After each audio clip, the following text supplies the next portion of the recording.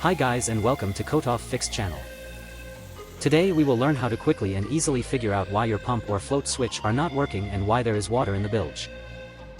Connection is usually quite simple. I brought a battery to connect and simulate everything as it is in the bilge or basement.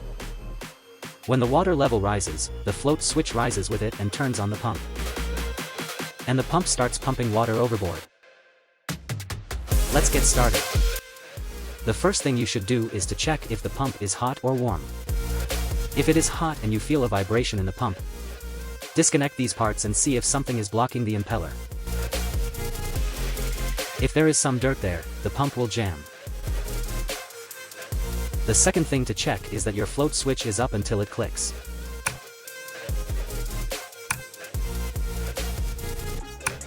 If you heard a click, in this position your pump should start working. Now the float switch is at the water level and the pump's supposed to work. But it does not respond. In this case, you need to check the fuse. It is usually located close to the battery. Positive terminal.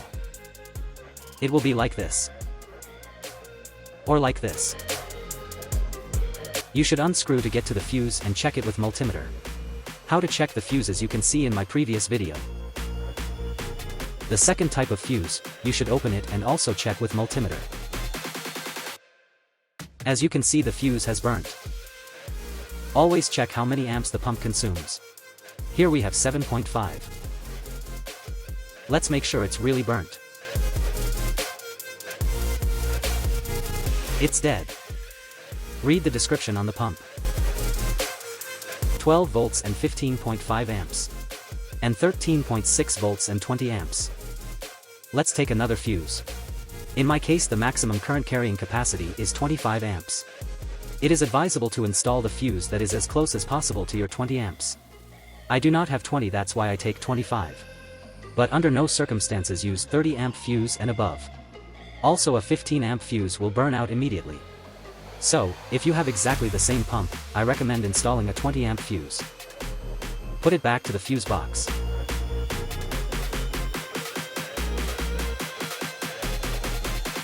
A new fuse is installed. Let's check the operation of the pump.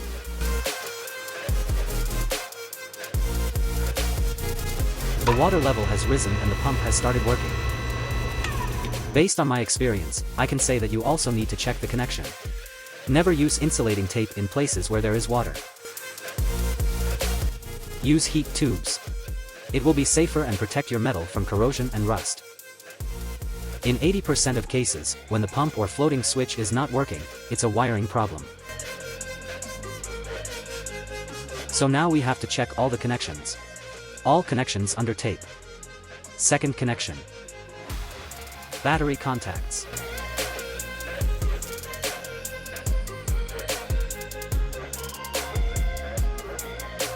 And here we have a breakage of the wire. If we connect the wires, we will see that the pump is working.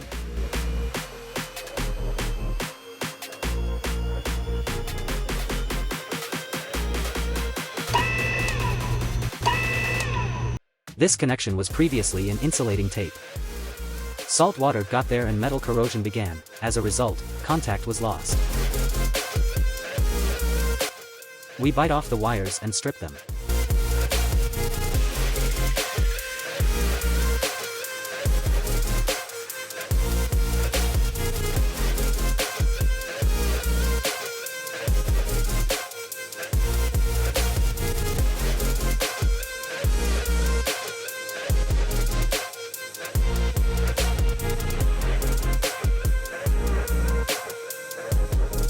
Put on a heat tube.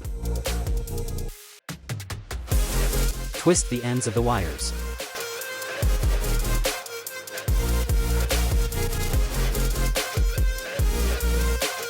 If the location allows, I always try to solder the wire connection.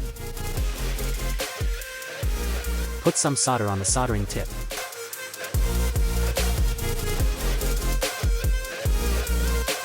I go from the bottom side.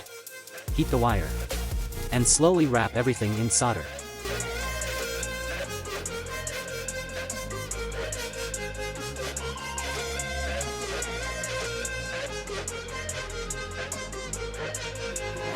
looks something like this. Then put on the heat pipe. And warm it up well.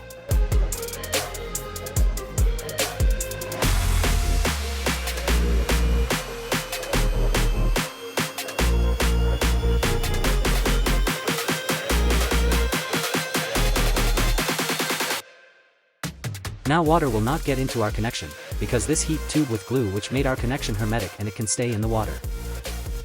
Let's see.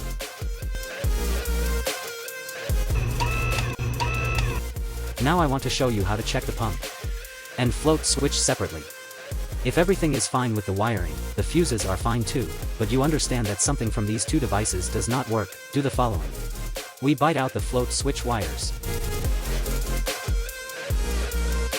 Strip the ends. Take the multimeter and choose the same mode as for the fuse checking, continuity check mode.